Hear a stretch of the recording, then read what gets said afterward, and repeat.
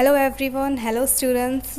आज हम करने वाले हैं artificial and natural radio activity nuclear chemistry का। ये भी बहुत ज़्यादा इंपॉर्टेंट टॉपिक है। इनऑर्गेनिक केमिस्ट्री हमने स्टार्ट कर रखी थी, उसी का ही ये एक पार्ट है। उसी में हम ये एक टॉपिक करने जा रहे हैं। अगर आप मेरे चैनल पर नए हैं या फिर आपने मेरे चैनल को अभी तक सब्सक्राइब नहीं किया है तो पहले प्लीज़ सब्सक्राइब कर लीजिए, बेल आइकन को प्रेस कर लीजिए ताकि आने वाली नेक्स्ट वीडियो जो लेक्चर्स हैं उनकी नोटिफिकेशन आपको अपने फ़ोन पर मिलती रहे।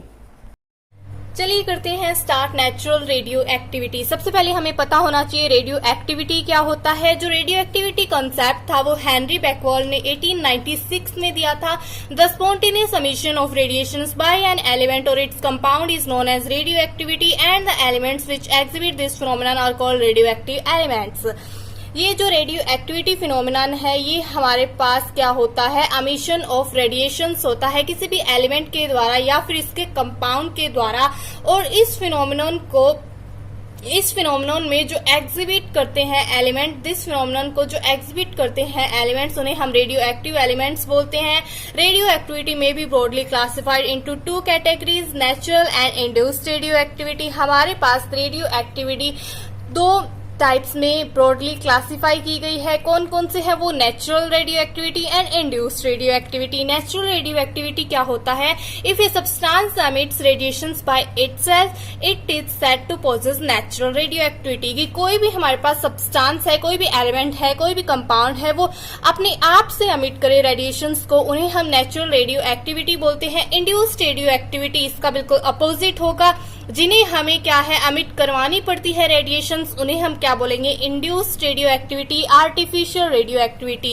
If a substance does not possess radioactivity but starts emitting radiations on exposure to rays from a natural radioactive substance it is said to possess induced radio activity, या फिर हम बोल सकते हैं artificial radio activity.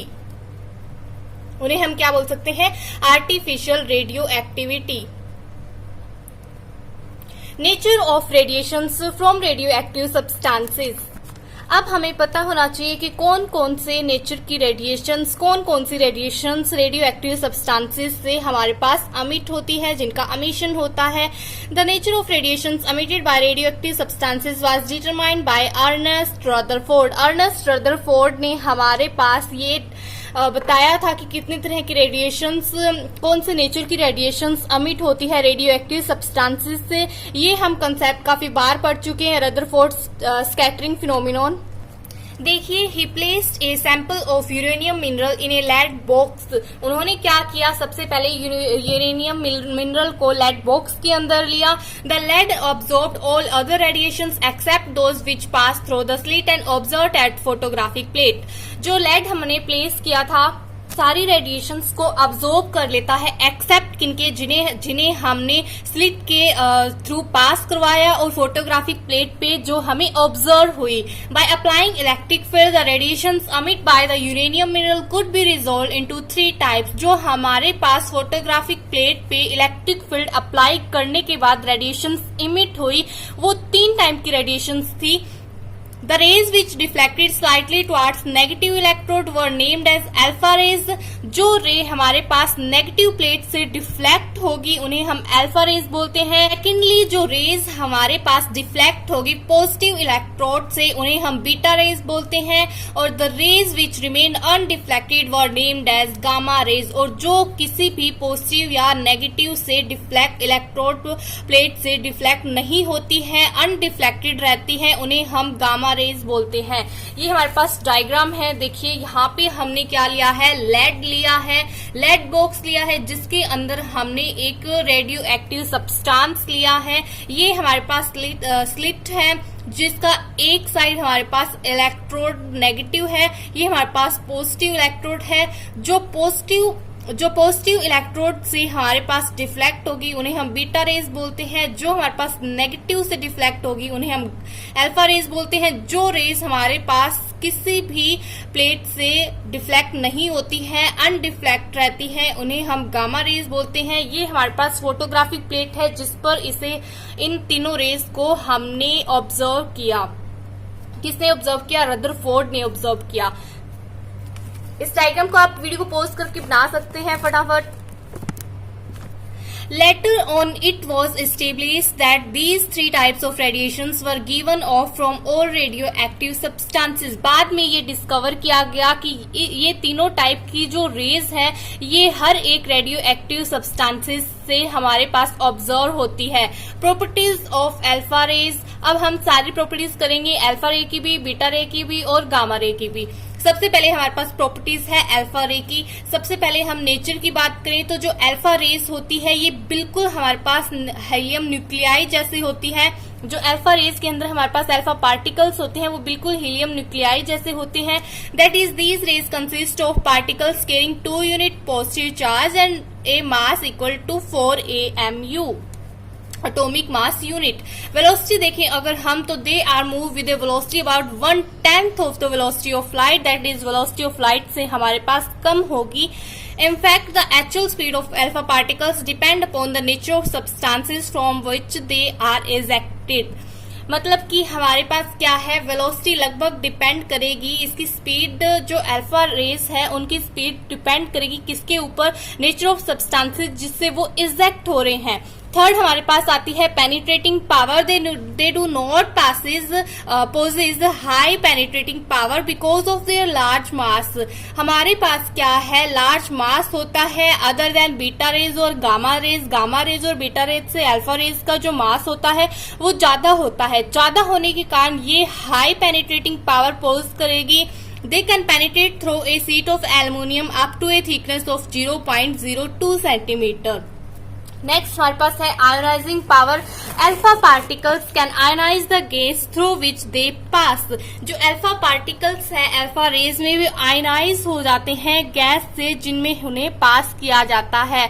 This is because of the fact that they possess high kinetic energy. High kinetic energy किस वजह से होती है, क्योंकि उनका लार्ज मास होता है.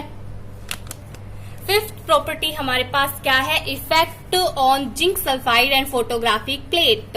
Due to high kinetic energy. High kinetic energy किसके कारण होती है, ड्यू टू लार्ज मास. मैंने अभी बताया है. They produce luminosity when they strike zinc sulphide plate. जैसे ही वे जिंक सल्फाइड प्लेट के साथ इंटरेक्ट होती है वैसे ही वे क्या करती है, ल्यूमिनेसिटी को प्रोड्यूस करती है. Alpha particles also affect the photographic plate. और अल्फा पार्टिकल्स फोटोग्राफिक प्लेट से भी काफी अफेक्ट होते हैं. सेकंड हमारे पास है प्रॉपर्टीज ऑफ बीटा रेज, जिसमें हम सबसे पहले देखेंगे नेचर. बीटा रेज जो होती है ये हमारे पास same charge and mass as electrons रखती है. दैट इज E/m जो रेशो होता है वो इलेक्ट्रॉन के बिल्कुल सेम होता है, क्योंकि ये क्या है, इलेक्ट्रॉन से बिल्कुल अफेक्टेड होती है. These particles were designated as. इन्हें बिल्कुल इलेक्ट्रॉन की तरह डिजाइन किया गया है. वेलोसिटी देखें अगर बीटा पार्टिकल्स की तो ये as compare to alpha particles much more fast move करती है in comparison to alpha particles. They travel with the speed almost approaching the speed of light. Energy range is 0.5 to 2 mega electron volt. Penetrating power की अगर बात करें तो जो beta particles हैं उनकी पेनिट्रेटिंग पावर ज्यादा होगी. किस कारण ज्यादा होगी, क्योंकि उनका स्मॉल साइज होता है, हाई वेलोसिटी होती है. स्मॉल साइज होने के कारण उनकी वेलोसिटी क्या होगी, ज्यादा होगी. काइनेटिक एनर्जी उनकी क्या होगी, कम होगी. They can penetrate through a sheet of aluminium having thickness up to 0.2 centimeter. Next हमारे पास है ionising power. Beta raise have poor ionising power in spite of their high speed. High speed होने के कारण क्या है, जो बीटा रेज है उनकी आयोनाइजिंग पावर हमारे पास पुअर होगी. किस लिए पुअर होगी, क्योंकि उनकी हाई स्पीड होती है, काइनेटिक एनर्जी कम होती है, उनका साइज है वो स्मॉल होता है. आई होप ये तो बहुत ही ज्यादा सिंपल सी चीजें हैं जो हम पहले भी कर चुके हैं. 11th-12th से हम करते आ रहे हैं. फिफ्थ पॉइंट हमारे पास क्या है, effect on zinc sulphide and photographic plate. अगर हम जिंक सल्फाइड और फोटोग्राफिक प्लेट का इफेक्ट देखें, beta particles have very little effect on zinc sulphide due to their low kinetic energy. Low kinetic energy होने के कारण का इफेक्ट जिंक सल्फाइड पर बहुत ही कम होगा. However the photographic activity is greater than that of beta particles. Sorry, यहाँ पे बीटा पार्टिकल्स नहीं, यहाँ पे अल्फा पार्टिकल्स आएगा. प्रॉपर्टीज ऑफ गामा रेज की प्रॉपर्टीज अगर देखें, नेचर की बात करें तो these rays do not consist of material particles but they are electromagnetic waves having wavelength of the order of 10⁻⁸ to 10⁻11 centimetre. They are electrically neutral. जो gamma rays होती है वो इलेक्ट्रिकली न्यूट्रल होती है, उन पर कोई भी चार्ज नहीं होता है। ये ना तो नेगेटिव इलेक्ट्रोड से हमारे पास रिफ्लेक्ट होती है, ना ही पॉजिटिव से होती है। और जो इनकी वेवलेंथ होती है वो किस ऑर्डर में होती है, 10⁻⁸ to 10⁻11 सेंटीमीटर। और किसी भी मटेरियल पार्टिकल को कंसिस्ट नहीं करती है, कोई भी मटेरियल पार्टिकल कंसिस्ट नहीं करती है।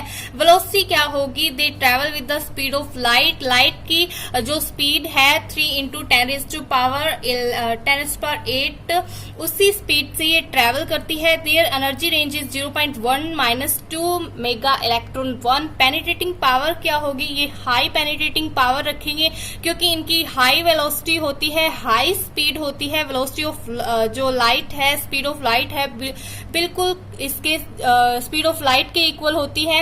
These rays can penetrate through a sheet of aluminium having thickness up to 100 centimeter. Ionising power की बात करें तो they have very poor ionising power, very poor ionising power because of their non material nature. Non material nature की इसमें कोई भी material nature नहीं होता है, तो इस कारण ये क्या है, पुअर आयनाइजिंग पावर रखेंगे। Effect on zinc sulphide and photographic plate, they produce very little effect on zinc sulphide और फोटोग्राफिक प्लेट। सेम रीजन है हमारे पास कि इनकी पुअर आयनाइजिंग पावर होती है, नॉन मटेरियल नेचर होता है, तो ये क्या है, कम डिफ्लेक्ट होती है, कम इफेक्ट दिखाती है अपना जिंक सल्फाइड प्लेट पे और फोटोग्राफिक प्लेट पे। अगर हम इन रेडिएशंस का हार्मफुल इफेक्ट्स देखें लिविंग थिंग्स पे तो क्या होगा, these radiations have harmful effects on human beings because of their ability to ionise and destroy the organic molecules of body cells. इनकी एबिलिटी होती है आयनाइज होने की, तो इस कारण ये क्या है, डिस्ट्रॉय कर देती है ऑर्गेनिक मॉलिक्यूल्स को जो बॉडी सेल्स के अंदर होते हैं। The extent of damage cause depends upon the energy of radiations और टाइप ऑफ रेडिएशंस की कौन सी हमारे पास रेडिएशन है और उनकी एनर्जी क्या है। अगर हम फर्स्ट पॉइंट को डिस्कस करें, the energy of radiation is generally expressed in radian. RAD हमारे पास क्या है, radian. Radian means 10⁻⁸ joule of energy per gram of tissue. The total biological effect of radiations is expressed in rems. Rems means dose, कितनी dose है, which is found by multiplying is number of radians by some appropriate factor. Appropriate factor को हम note करते हैं n से। This factor n depends upon the type of radiations. Number of RIMS कितनी होंगी, dose कितनी होगी, नंबर ऑफ रेडियन मल्टीप्लाई में n, दैट इज एप्रोप्राइट फैक्टर। अब देखिए हमारे पास एप्रोप्राइट फैक्टर की वैल्यू क्या होगी, बीटा रेडिएशन के लिए ये 1 होगी, गामा के लिए भी ये 1 होगी, एक्स रेडिएशन के लिए भी, जो एक्सरे होती है एक्सरे रेडिएशंस उनकी भी हमारे पास 1 होगी, अल्फा जो रेडिएशंस है उनके लिए 10 होगी, हाई एनर्जी न्यूट्रॉन के लिए भी ये 10 होगी। Small doses of radiations repeated over long periods of time can have extremely serious consequences. कि अगर हम स्मॉल डोज ऑफ रेडिएशंस को बार बार रिपीट करते रहें, अपनी बॉडी के अंदर लेते रहें, तो ये क्या करती है, बहुत ज्यादा टाइम के बाद सीरियस प्रॉब्लम्स को कॉज करती है, सीरियस प्रॉब्लम क्रिएट करती है। Radiations can also produce mutations in plants and elements by bringing about changes in chromosomes. Chromosome में चेंज करके एनिमल्स और प्लांट्स जो प्लांट्स है उनमें हमारे पास म्यूटेशंस को क्रिएट करती है। Similar genetic effects can also arise in human beings. Same हमारे जो ह्यूमन बींग्स है उनमें भी जेनेटिक इफेक्ट्स क्रिएट करती है। The energies of alpha, beta and gamma rays are usually measured in units based on electron volt. जो हमारे पास energy है अल्फा बीटा गामा रेज की, उनको हम कौन सी यूनिट में मेजर करते हैं, इलेक्ट्रॉन वोल्ट में। अगर हम डीके स्कीम्स की बात करें तो हमारे पास क्या है, when an alpha particle is emitted by a radioactive nucleus, a new element is formed and the mass of the new element formed is less by 4 units and its charge is less by 2 units as compared to that of the original nuclei. जैसे इस चीज को हम example से समझते हैं, जैसे हम अगर बात करें यूरेनियम 238 की, तो ये हमारे पास कौन सा एलिमेंट फॉर्म करता है, थोरियम 23490, जो कि क्या है 4, मास ऑफ न्यू एलिमेंट क्या है 4 यूनिट कम है, लेस है, यही बात हमने ऊपर बोली थी। और इसका जो चार्ज है वो भी कम है, कितना, 2 यूनिट से। ठीक है, तो यही बात तो बोल रहा है कि जब हमारे पास अल्फा पार्टिकल्स अमिट होते हैं किसी भी रिएक्शन में, तो उसमें क्या होता है, जो नया एलिमेंट फॉर्म होता है उसका जो मास होता है न्यू एलिमेंट का, वो हमारे पास जो स्टार्टिंग में एलिमेंट लिया था उससे 4 यूनिट कम मास यूनिट होगी और 2 यूनिट चार्ज कम होगा। अगर जनरल इक्वेशन की बात करें तो ये हम ले सकते हैं जनरल इक्वेशन, जो कि हमारे पास जो हमने सबसे स्टार्टिंग में जो हमने एलिमेंट लिया था, नया एलिमेंट जो बना है उसका मास क्या होगा, 4 यूनिट कम होगा, 2 यूनिट एटॉमिक मास उसका कम होगा, मतलब 2 यूनिट हमारे पास क्या है, चार्ज कम होगा, और ये हमारे पास अल्फा पार्टिकल इजेक्ट हुआ। When a nucleus loses a beta particle, the atomic number of nucleus increases by 1 unit and there occur number change in its mass। ठीक है, देखिए नंबर चेंज नहीं, नो चेंज, हमारे पास मास में कोई भी चेंज नहीं होता है। जैसे कि हम थोरियम 234 की बात करें, 9234, ये हमारे पास क्या होता है, मास नंबर होता है, ये एटॉमिक नंबर होता है।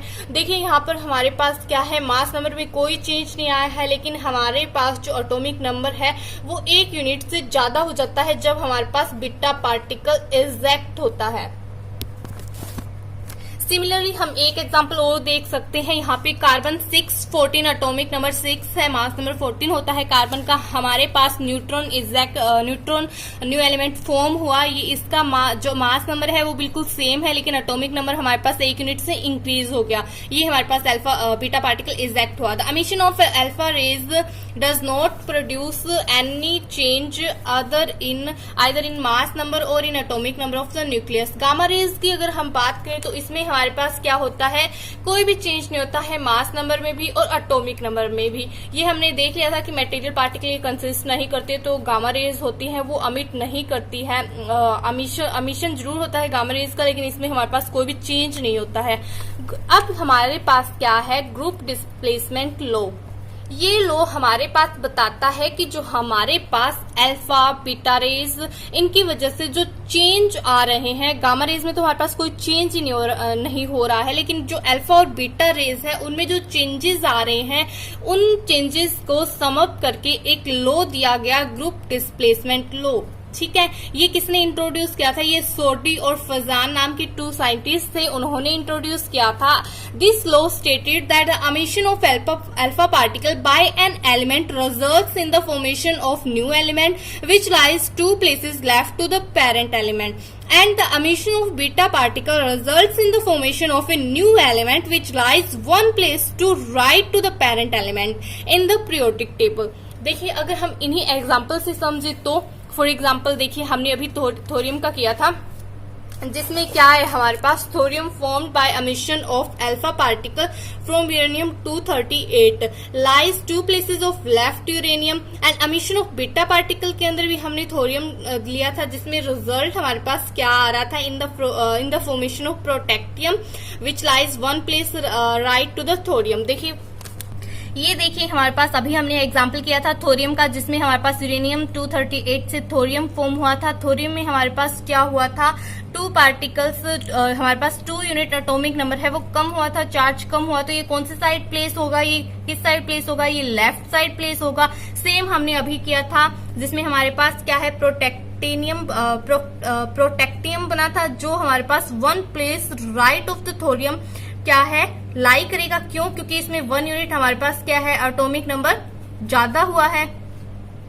सेम बात मैंने यहाँ पे लिख रखी है कि जो थोरियम फॉर्म्ड हुआ है एमिशन से अल्फा पार्टिकल से यूरेनियम 238 से, वो कौन सी साइड लाई करेगा, हमारे पास left of uranium. Same beta particle में हमारे पास क्या है, प्रोटेक्टियम जो फॉर्म हुआ है वो कौन सी साइड लाई करेगा, right hand side of the thorium. Next हम डिस्कस करेंगे आर्टिफिशियल और इंड्यूस्ड रेडियोएक्टिविटी। ये बिल्कुल हमारे पास सेम है, मतलब थोड़ी सी चेंजेस है इसमें, ये बिल्कुल आर्टिफिशियल ट्रांसमिटेशन के इक्वली हमारे पास है, लेकिन इसमें थोड़ी बहुत चेंजेस है। अगर आपने पीछे वाले वीडियो लेक्चर्स नहीं देखे हैं अभी तक तो पहले वो देख लीजिए, ताकि ये वाले आपको अच्छे से समझ आ जाए। आपको प्लेलिस्ट मिल जाएगी मेरे चैनल पर। The phenomenon in which artificial transmutation of a stable nucleus leads to the formation of radioactive isotope is called artificial radioactivity। जो phenomenon हमारे पास artificial transmutation का है, जिसमें हमारे पास एक स्टेबल न्यूक्लियस फॉर्म होता है रेडियो एक्टिव आइसोटोप से, उन्हें हम आर्टिफिशियल या फिर इंड्यूस्ड रेडियो एक्टिविटी बोलते हैं। जो आर्टिफिशियल या फिर इंड्यूस्ड रेडियो एक्टिविटी का फिनोमेनन है, ये हमें किसने दिया था? इरीन क्यूरी ने दिया था। जो इरीन क्यूरी है और उसके हस्बैंड ने एफ जोलियोट ने 1934 में इस फिनोमेनन को इंट्रोड्यूस करवाया था। They found that when aluminium, magnesium and boron were bombarded with alpha particle, the products were radioactive, which disintegrated spontaneously with the emission of positron, which has the same as that of electron but opposite charge, that is positively charged electron. Positively charged electron, that is positron. देखिए, हम इस reaction से समझते हैं इस चीज को। जब हमने एल्युमिनियम लिया, ठीक है, उसको बम्बार्डेड करवाया अल्फा पार्टिकल हम मोस्टली क्या लेते हैं? हीलियम। आपने पिछला लेक्चर देखा हो तो आपको ये सब पता होगा, क्योंकि उस लेक्चर में मैंने आपको बताया था कि हमारे पास क्या है, हीलियम और जो अल्फा पार्टिकल्स होते हैं वो आइडेंटिकल होते हैं एक दूसरे के। तो जो अल्फा पार्टिकल से जब हमने इसे बम्बार्ड करवाया तो हमारे पास क्या बना?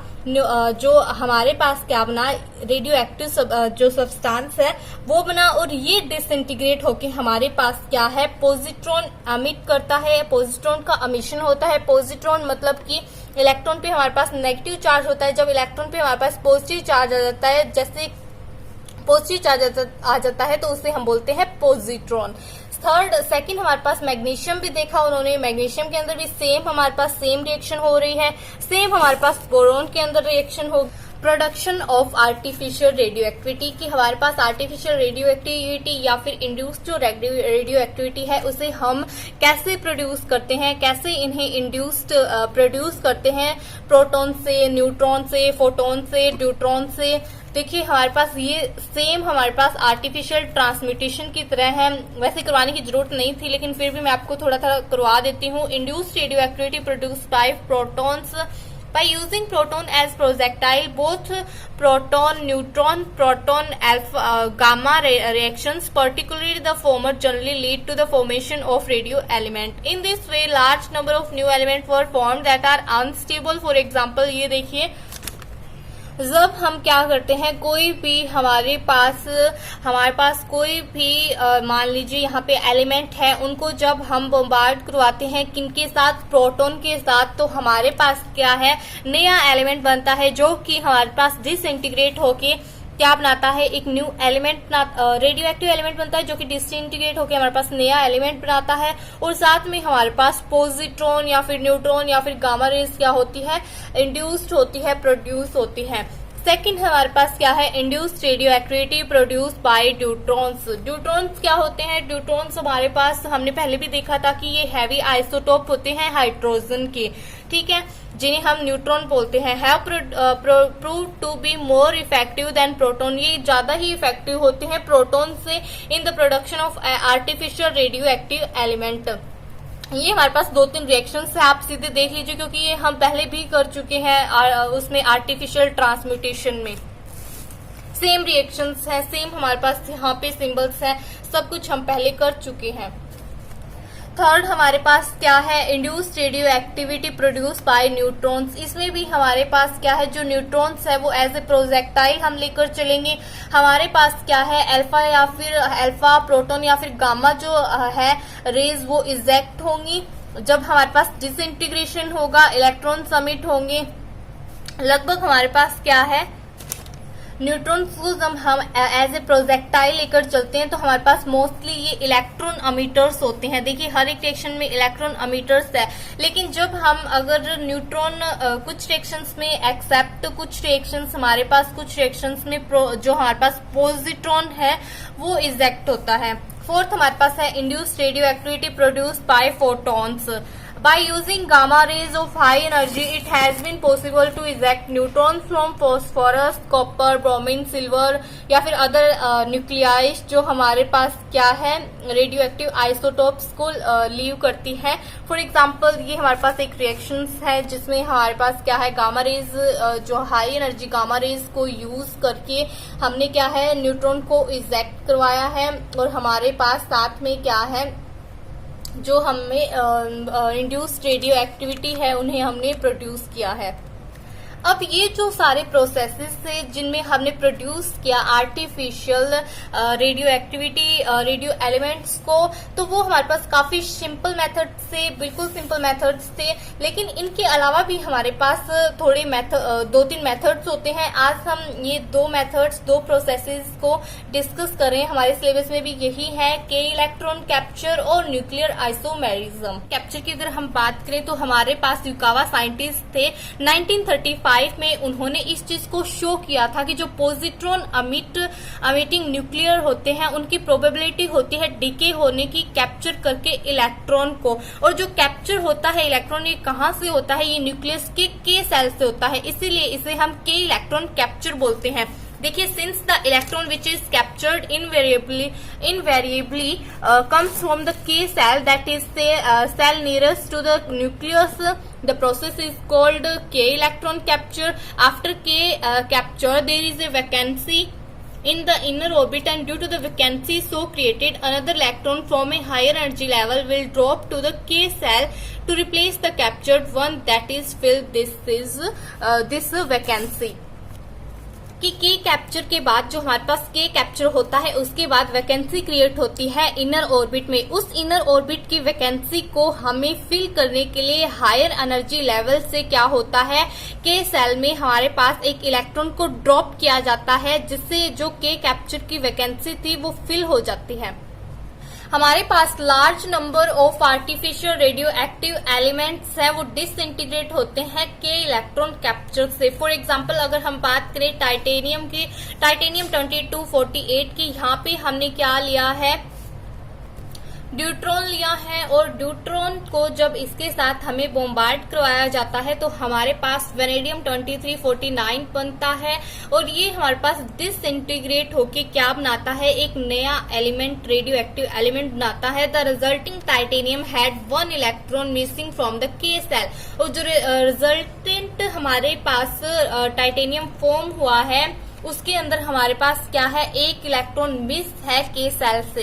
सेकंड, हमारे पास न्यूक्लियर आइसोमेरिज्म की अगर हम बात करें, in large number of the artificial radio active elements one and the same nucleus डिसइंटीग्रेट्स in different ways की हमारे पास बहुत सारे large number of artificial radio active elements हैं जो क्या है, एक और एक से ज्यादा या फिर सेम जो न्यूक्लियस है वो डिसइंटीग्रेट होते हैं डिफरेंट वेज में। This different radioactive properties causes difference in internal structure of nuclei which are otherwise identical in every respect. जो हमारे पास डिफरेंट वेज में हमारे पास रेडियो एक्टिव सब्सटेंसेस डिसइंटीग्रेट होती हैं तो उनकी जो प्रॉपर्टीज है उनमें भी थोड़ा डिफरेंस आता है, लेकिन लगभग वो क्या होती है, बिना डिसइंटीग्रेट हुए उनके स्ट्रक्चर में कोई भी चेंज नहीं होता है। These have been called nuclear isomers, और इन्हें ही हम न्यूक्लियर आइसोमर्स बोलते हैं। Experimental investigation of nuclear isomerism is done by some methods. अगर हम एक्सपेरिमेंटली इस न्यूक्लियर आइसोमेरिज्म को समझना चाहें तो हमारे पास 3 मेथड्स हैं। First method A first identification of